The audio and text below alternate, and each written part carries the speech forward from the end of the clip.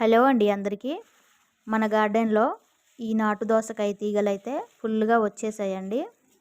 ఇప్పుడు దోసకాయలు అయితే కొంచెం ఉన్నాయి, హార్వెస్ట్ చేసుకుందాము. చాలా వస్తున్నాయి.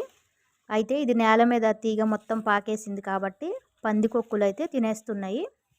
ఇదైతే ఉన్నది, బాగానే ఉంది, దీన్ని ఏమీ చేయలేదు. చాలా జాగ్రత్తగా వెతుక్కోవాలి. ఇందులో అసలు మొక్కల కంటే ఈ గడ్డి మొక్కలు, పిచ్చి మొక్కలే ఎక్కువగా పెరిగిపోతున్నాయి. ఎంత తీసినా అంత ఫాస్ట్గా పెరుగుతున్నాయి. వర్షం పడుతుంది కాబట్టి. ఇక్కడ ఒక దోసకాయ ఉంది. ఇంకా మధ్య మధ్యలో నిదానంగా చూసుకోవాలండి. ఇది ఒకటి చిన్నగా ఉంది, ఇంకా అలానే వదిలేసాము.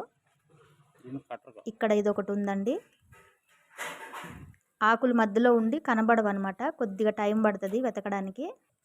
చూడండి ఎంత బాగున్నాయో. 3 నాటు దోసకాయలు అయితే వచ్చాయి. ఈ పప్పులో వేసుకోవచ్చు, సాంబార్లో కూడా వేసుకోవచ్చు. థ్యాంక్ యూ అండి.